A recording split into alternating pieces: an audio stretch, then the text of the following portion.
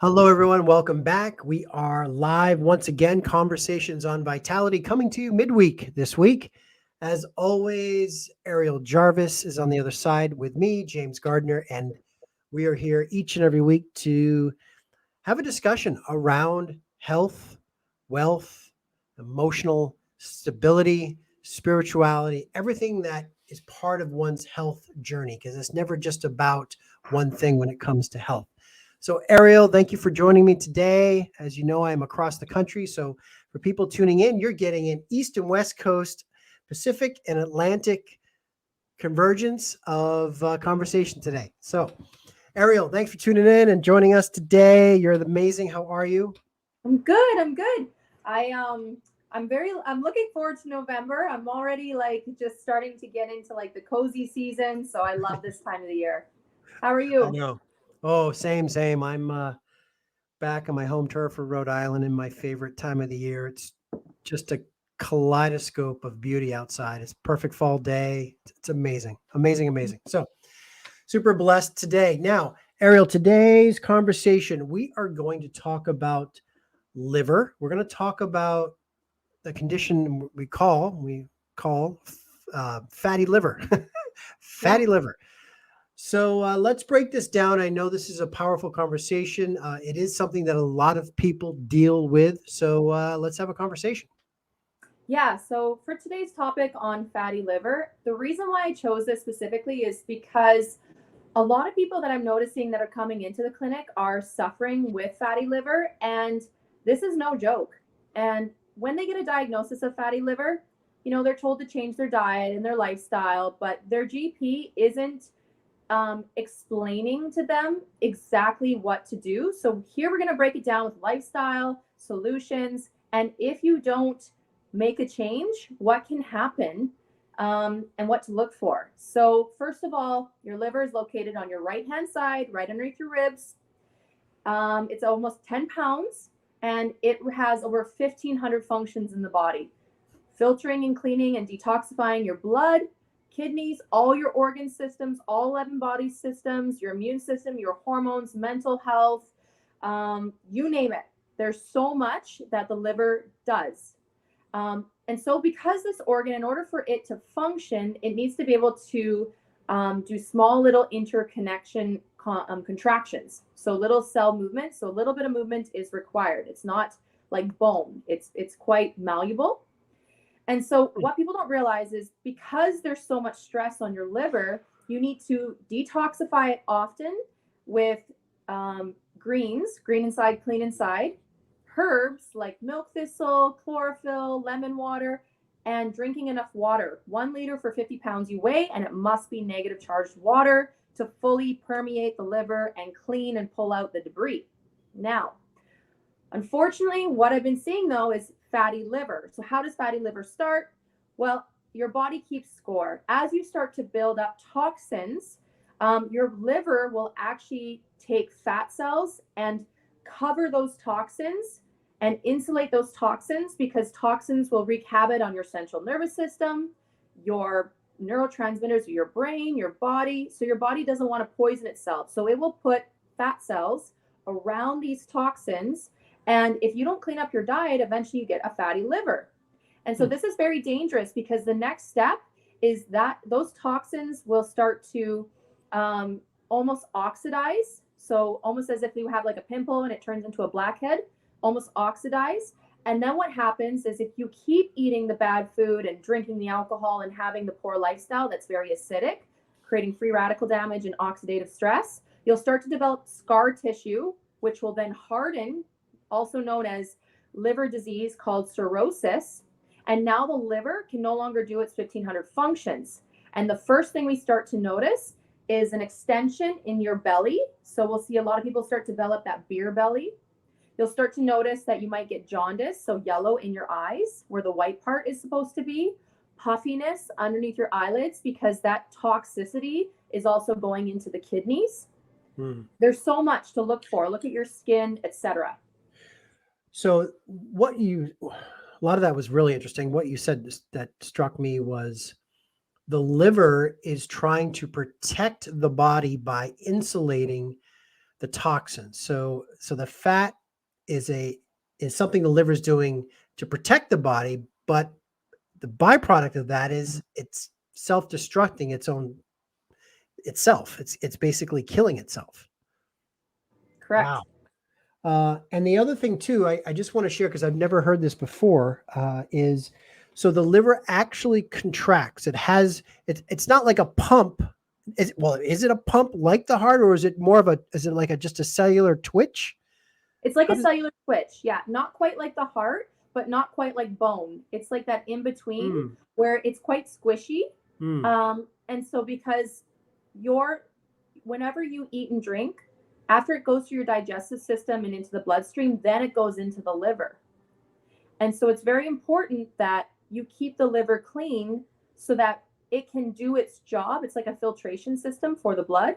So if you have a dirty filter, mm. then the blood's dirty. If the blood's dirty, your immune system is sending signals that you have a invader that you must attack. If you keep getting those cell signals for your immune system that there's an invader in the blood because it's dirty, then you're going to create more white blood cells. Your white blood cell count is going to go up, and you can develop autoimmune condition where your immune system now is looking for the invader but can't find the invader, so it attacks itself. Hmm. And with that, the layers of fat. So in a sense, a fatty liver, I'm assuming if you were to do an autopsy, it would be enlarged. It would be a lot heavier than a normal liver. Is that correct? Correct. A normal liver is about 10 pounds. A fatty liver can get up to 22 pounds.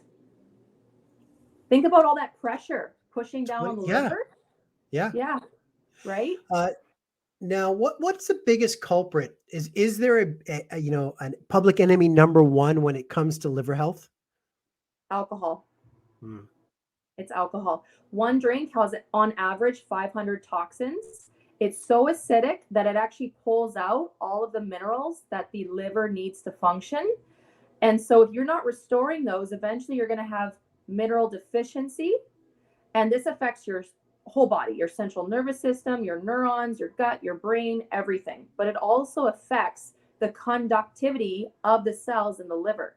So now there's no cell to cell communication, memory, cell to cell memory starts to get lost. There's so much around this. So you need to, if you are someone that has a fatty liver and you don't want to turn it into cirrhosis and pass away, then you must stop drinking alcohol. Not one drop. Not one drop. Not You until had your liver is restored. you had mentioned a few weeks ago, I think, that cirrhosis isn't just always because of alcohol as well, right? Correct. Yeah. Yes. So cirrhosis mainstream is from Mhm. alcohol, or anything that can pickle the liver.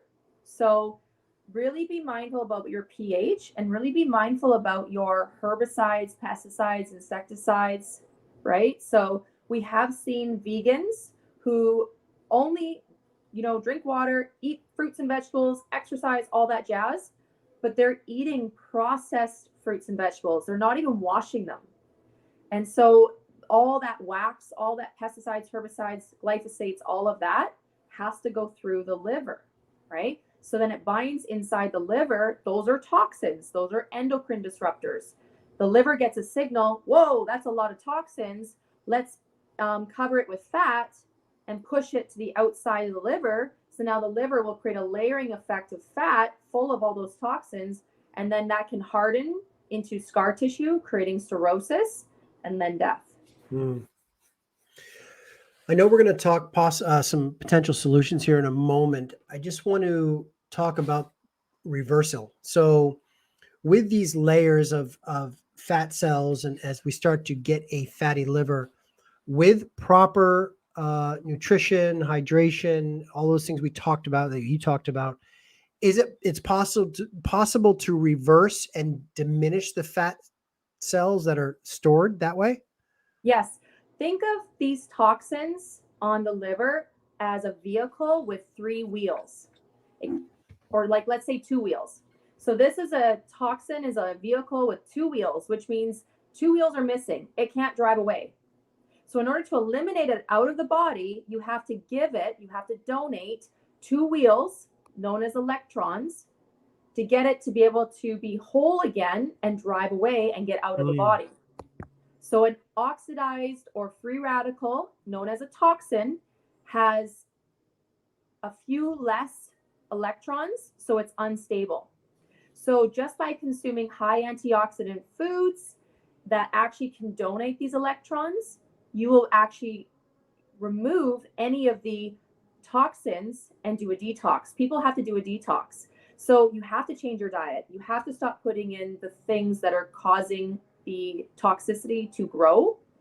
And you have to look at ways to detox as often as possible, not just like once in a while. This is like an all-day thing until those toxins, right? You're cleaning out the mess. And remember, everything you eat and drink becomes the next generation of cells. Your liver cells turn over on average every 25 to 35 days. So if you're consuming good quality food with high electrons, high antioxidants, you will then be able to remove the toxins, and then the fat cells will just break down because now they know that there's no toxins to cover anymore. And so they'll know that it's no longer a threat to the body. Okay. Man, it always comes back to nutrition, it really does, right? Just does. Yeah. Green inside, clean inside, as you said. Right? Herbicide free. I mean, that should be the tagline response to everything. Right? It's true. Yeah. I know.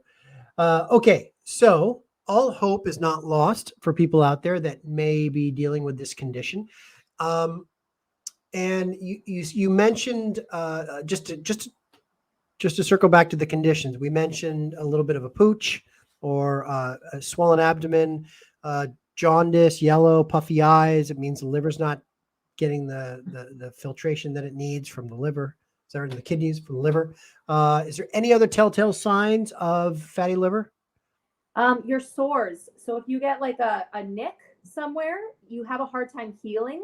So it takes a lot longer to heal, or you have really dry skin and it's out of the normal. Like it's like really flaky. It's really coming off. When you like scratch, you bleed, things like that. You'll have a really bad odor. You'll have issues with your bowels. You'll have issues with your hair, skin, and nails, thyroid, low iron. There's so many things, but the biggest one is that big beer belly. The big bear belly. Now, is there a testing protocol to say, hey, Bob, you have fatty liver? I mean, is there a specific test for that? Yes. I'm not specific on what we call it here in BC, but you can just go to your GP. If you are someone that indulges a little bit too much in the alcohol, or you think maybe there's something going on with your liver and you have quite that big belly for no reason, then maybe just go and get that checked out, get your blood work done, and they'll be able to identify your levels for the liver. So they'll look at your hormone levels and they'll be able to identify your ratios and then see if you're within or without of range. And then they'll be able to give you that proper diagnosis. Okay, beautiful. Okay, let's talk some possible solutions now and some protocols that you can educate us on. So these are natural solutions, which means you just have to go to the grocery store and go to your supplement store and just get these. So number one is eating as much fruits and vegetables. No, I don't want to say as much because portion control still matters, but just making sure that you are getting fruits and vegetables in your diet. My favorite would be anything that's like a dark green and berries and apples. So kind of start introducing those and start introducing milk thistle, lecithin, chlorophyll, and a heavy metal detox. So the heavy metal detox, you're going to probably want to do that depending on how bad your liver, the state it's in, whether you have cirrhosis or a fatty liver. You're going to want to do the heavy metal detox probably for 90 to 120 days and then go get retested. If you still have the diagnosis, keep going. And then you want to go on a tincture called bitter orange, and you want to take that 3 times a day. That's how I treat fatty liver for my patients, and I've had tons of success. But you need to incorporate the negative charged water, 1 liter for 50 pounds you weigh, and cut out the alcohol, the smoking, limit your coffee, and 0 processed sugar, 0 fast food. You have to do that because if you don't, it's just the straw that broke the camel's back. You're already too far gone. You've already indulged for too long. So you need to let your cells kind of recover. And then you can start to enjoy a drink again or something, but let your liver recover. Otherwise, you're going to end up having to get a liver transplant. Mm. Okay. I have a question for you then in terms of, and maybe you can just shed some light on for our community here. You can walk into any health store really, and you'll see all these different detox protocols. And it's kind of like detox in a box, and some are specific to organs of the body. I know liver has a specific one. Um, A, do those work in your opinion? B, um, maybe just a couple things. Should someone want to at least start that way? Maybe something to look for in terms of what what is in it or how it's packaged or anything like that. Mhm. So you always want to take a look at a couple of factors. Number one is quality of the products. So if you need help with that, we can direct you on quality of the products so that they actually work.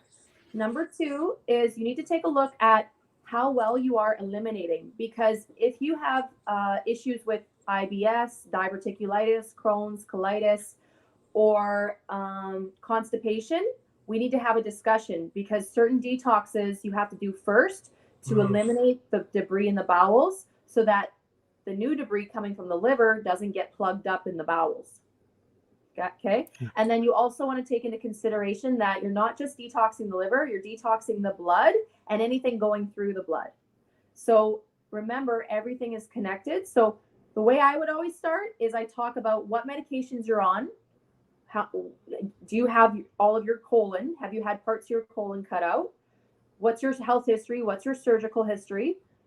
Um, how's the state of your elimination? Do you go to the bathroom well?